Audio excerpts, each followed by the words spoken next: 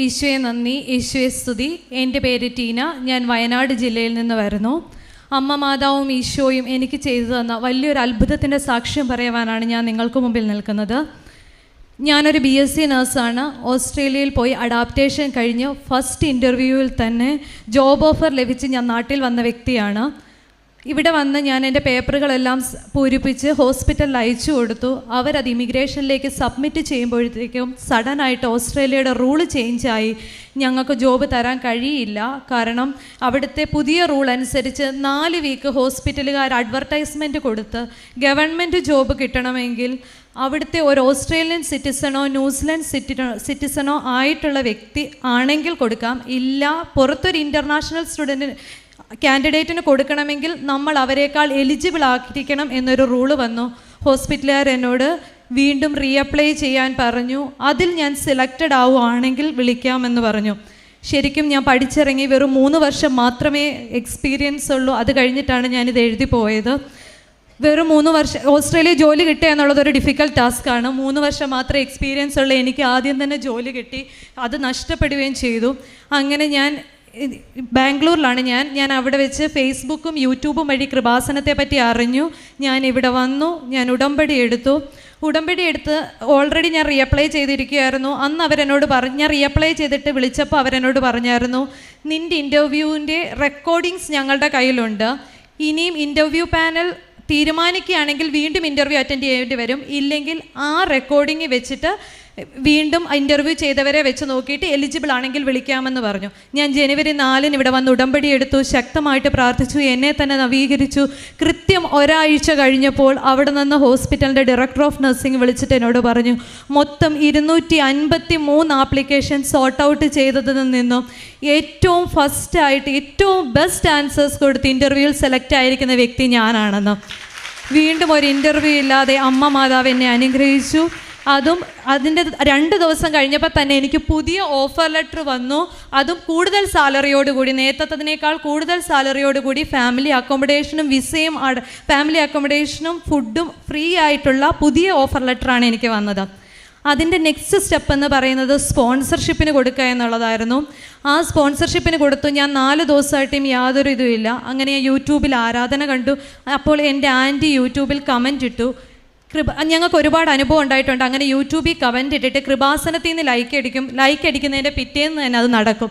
അങ്ങനെ anti comment ഇട്ട് കഴിഞ്ഞപ്പോൾ ലൈക്ക് അടിച്ചു. അത് കഴിഞ്ഞപ്പോൾ ആൻറ്റി എന്നെ വിളിച്ചു പറഞ്ഞു, മോളെ ഇതേപോലെ അച്ഛൻ കണ്ടിട്ടുണ്ടെന്നാണ് തോന്നുന്നത്, ലൈക്ക് അടിച്ചിട്ടുണ്ട്, നിനക്ക് നാളെ തന്നെ വരുമെന്ന്. ഞാൻ വിശ്വസിച്ചു, പ്രാർത്ഥിച്ചു. പിറ്റേ ദിവസം തന്നെ എൻ്റെ TSS വന്നു. ഇതൊക്കെ എങ്ങനെയാണ് പ്രൂവ് ചെയ്യുക എന്ന് എനിക്കറിയില്ല. ശരിക്കും എനിക്ക് TSS വന്നു. അത് കഴിഞ്ഞിട്ട് ഞങ്ങൾ വയനാടുകാരാണ്. വയനാട്ടിൽ നിന്ന് കോഴിക്കോട് ജില്ലയെ പോലെയാണ് പോലീസ് ക്ലാരിഫിക്കേഷൻ ചെയ്യേണ്ടത്. അപ്പോൾ വയനാട് ജില്ലയിലുള്ളവർക്ക് അവർ എൻക്വയറിക്ക് വിട്ട് 3-4 ദിവസം കഴിഞ്ഞ് പോലീസ് ക്ലാരിഫിക്കേഷൻ കിട്ടത്തുള്ളൂ. അപ്പം ഞാൻ എൻ്റെ ഹസ്ബൻഡിനോട് പറഞ്ഞു, ഈ ലോക്കറ്റ് കൈ വെച്ചുകൊണ്ട് പോയാൽ മതി, അവരൊന്നും ചോദിക്കത്തില്ല നമ്മളോട് എന്ന് പറഞ്ഞു. അങ്ങനെ ഞങ്ങൾ അവിടെ ചെന്നു. ഞങ്ങളോടൊരു പേര് പോലും അവർ ചോദിച്ചില്ല. ഞങ്ങളുടെ പാസ്പോർട്ട് നോക്കി ഇതായി. അന്നേരം തന്നെ ഞങ്ങൾക്ക് ഇത് തന്നു, പോലീസ് ക്ലിയറൻസ് തന്നു. അടുത്ത സ്റ്റെപ്പ് എന്ന് പറയുന്നത് വിസയ്ക്ക് വെക്കുക എന്നുള്ളതായിരുന്നു. വിസയ്ക്ക് വെക്കണമെങ്കിൽ അറൗണ്ട് 3 to 3.5 lakhs ഞങ്ങൾ കൊടുക്കണമായിരുന്നു. പക്ഷേ അത് ഓസ്ട്രേലിയൻ ഡോളറിലാണ് കൊടുക്കേണ്ടതെന്ന് എനിക്കറിയത്തില്ലായിരുന്നു. ഞാൻ അങ്ങനെ അവരെന്നോട് വിസയ്ക്ക് സബ്മിറ്റ് ചെയ്യാൻ തേഴ്സ്ഡേ പറഞ്ഞു. എനിക്കറിയാവുന്ന കുറേ പേരെ വിളിച്ചു. അതായത് ഓസ്ട്രേലിയൻ ഡോളർ ഒരു $5,605 വേണം. അപ്പം ഞാൻ കുറേ പേരെ വിളിച്ചു, 2-3 പേരെ വിളിച്ചപ്പോഴില്ല എല്ലാവരും അത്രയും പൈസ ഇല്ലെന്നാണ് പറഞ്ഞത്. പിന്നെ ഞാൻ ബാങ്കിൽ പോയി ഇന്ത്യൻ മണി ഇട്ട് ട്രാൻസ്ഫർ ചെയ്യാൻ പറ്റുമോ എന്നറിയാൻ. അപ്പോൾ അവർ പറഞ്ഞു, ഇല്ല, 3-4 ദിവസം കഴിഞ്ഞേ അത് ട്രാൻസ്ഫർ ചെയ്യാൻ കഴിയുള്ളൂ എന്ന് പറഞ്ഞു. കാരണം വെള്ളി, ശനി, ഞായർ ഈ 3 ദിവസം കഴിഞ്ഞ് തിങ്കളാഴ്ച ക്രെഡിറ്റ് ആവുള്ളൂ എന്ന് പറഞ്ഞു. അങ്ങനെ ഞാൻ ഭാരപ്പെട്ടിരിക്കുമ്പോൾ ഞാൻ ആ ബാങ്കിൽ വെച്ച് തന്നെ എൻ്റെ കയ്യിൽ ഈ ലോക്കറ്റ് ഉണ്ടായിരുന്നു. ഞാൻ ഈ കൈ തുറന്നിട്ട് മാതാവിനോട് ചോദിച്ചു, അമ്മേ മാതാവേ, ഞാൻ ഒത്തിരി സാക്ഷ്യം കേട്ടിട്ടുണ്ട്, അമ്മ മാതാവ് എനിക്ക് പൈസ അറേഞ്ച് ചെയ്ത് തന്നു, 8 ലക്ഷം തന്നു, 10 ലക്ഷം തന്നു, അത് എവിടെ നിന്ന് അമ്മ മാതാവ് കൊടുത്തത്? എനിക്കിത്രയും അമ്മയ്ക്ക് ഒരു വെറും 3.5 ലക്ഷം എനിക്ക് അറേഞ്ച് ചെയ്ത് തരാൻ പറ്റത്തില്ലേ എന്ന് ചോദിച്ചു. പെട്ടെന്ന് തന്നെ എനിക്ക് വളരെ കുറച്ച് ദിവസങ്ങൾ മാത്രം ഓസ്ട്രേലിയയിൽ പരിചയമുള്ളൊരു വ്യക്തിയുടെ മുഖം അമ്മ എൻ്റെ ഓർമ്മയിൽ തെളിയിച്ചു തന്നു. എന്നിട്ട് ഞാൻ എൻ്റെ ഹസ്ബൻഡിനോട് പറഞ്ഞു, ഞാൻ ഈ ആളെ ഒന്ന് വിളിച്ചാൽ. അപ്പോൾ പുള്ളി പറഞ്ഞു, വേണ്ട, ചിലപ്പോൾ ഇത്രയും വലിയൊരു എമൗണ്ട് അല്ലേ. ഞാൻ പറഞ്ഞു, ഞാൻ എന്തായാലും വിളിക്കാൻ പോവാം. ഞാൻ ഈ ലോക്കറ്റ് മുറുകെ പിടിച്ച് ആ ബാങ്കിൽ നിന്ന് തന്നെ കോൾ ചെയ്തു. എന്നിട്ട് ഞാൻ പറഞ്ഞു, ഞാനിതുപോലൊരു സഹായം ചോദിക്കാനാണ് വിളിക്കുന്നത്. പൈസയുടെ കാര്യമാകുമ്പോൾ നമ്മൾ ചോദിക്കുമ്പോൾ അന്നേരം പുള്ളി പറഞ്ഞു എന്താ ടീനാന്ന് ചോദിച്ചപ്പോൾ ഞാൻ പറഞ്ഞു ഇതേപോലെ എനിക്ക് ഇത്രയും പൈസ വേണം വിസയ്ക്ക് സബ്മിറ്റ് ചെയ്യാൻ വേണ്ടിയിട്ടാന്ന് പറഞ്ഞു. എനിക്കറിയത്തില്ല, അത്ഭുതമെന്ന് പറയട്ടെ, ആ പുള്ളി എന്നോട് ഒന്നും പറഞ്ഞില്ല. ഞാൻ നിനക്ക് മുഴുവൻ പൈസയും തരാം എന്ന് പറഞ്ഞ് പുള്ളിയുടെ കാർ ഡീറ്റെയിൽസ് എനിക്ക് അന്നേരം തന്നെ ഷെയർ ചെയ്തു. എൻ്റെ വിസയ്ക്ക് ഞാൻ സബ്മിറ്റ് ചെയ്തു. 3 ദിവസത്തിനുള്ളിൽ തന്നെ എൻ്റെ വിസ വന്നു. പക്ഷേ അപ്പോഴും അവിടെയും ഒരു പരീക്ഷണമുണ്ടായി. എൻ്റെ മകളുടെ വിസ വന്നില്ല, ഞങ്ങളുടെ 2 പേരുടെയും മാത്രമേ വന്നുള്ളൂ. ഞാൻ 2 ദിവസം വെയിറ്റ് ചെയ്തു. ഞാൻ ഓസ്ട്രേലിയൻ ഇമിഗ്രേഷൻ ഡിപ്പാർട്ട്മെൻറ്റിൽ നേരിട്ട് വിളിച്ചപ്പോൾ അവർ പറഞ്ഞു ഒരാഴ്ചയ്ക്ക് ശേഷവും വന്നില്ലെങ്കിൽ മാത്രമേ ഞങ്ങൾക്ക് എന്തെങ്കിലും എൻക്വയറിക്ക് വിടാൻ പറ്റുള്ളൂ എന്ന്. അച്ഛനപ്പോൾ ഇവിടെ എപ്പോഴും പറയായിരുന്നു സമയത്തിന് മേൽ അമ്മയ്ക്ക് അധികാരമുണ്ടെന്ന്.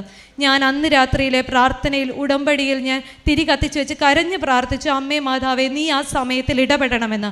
പിറ്റേ ദിവസം രാവിലെ കൃത്യം 5:30 ആയപ്പോൾ ഞാൻ പ്രത്യക്ഷീകരണ പ്രാർത്ഥന ചൊല്ലുവാൻ തുടങ്ങിയപ്പോൾ 5:30 മണിക്ക് എനിക്ക് മെയിൽ വന്നു.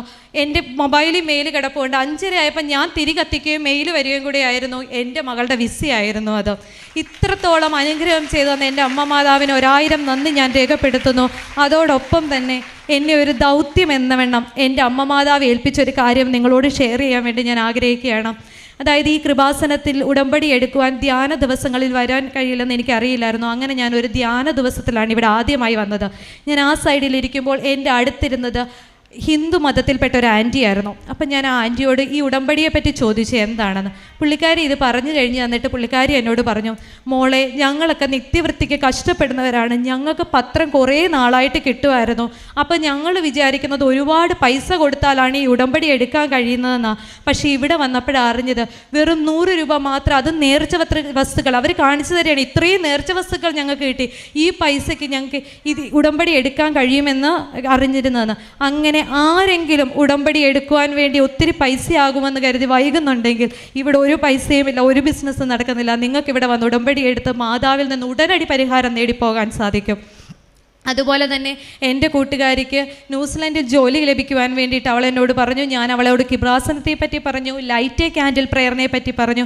ഉടമ്പടി എടുക്കാൻ വരാൻ കഴിയാതെ ദൂരത്ത് ആരെങ്കിലും ഇരിക്കുന്നുണ്ടെങ്കിൽ അവർക്കൊരു സാക്ഷ്യമായാണ് ഞാൻ ഈ പറയുന്നത്. ലൈറ്റ് ക്യാൻഡിൽ പ്രെയർ ഇട്ട് പ്രാർത്ഥിച്ചാൽ ഉറപ്പായിട്ടും ജോലി കിട്ടും. അവൾക്ക് ന്യൂസിലൻഡിൽ ജോലി കിട്ടി, അവളുടെ ഓഫർ ലെറ്ററും വിസയും വന്നു. അവളിപ്പോൾ വെയിറ്റ് ചെയ്തിരിക്കുകയാണ്. ഇത്രയധികം നന്ദി ഇത് ചെയ്തു തന്ന അമ്മ മാതാവിന് 1000 നന്ദി ഞാൻ രേഖപ്പെടുത്തുന്നു.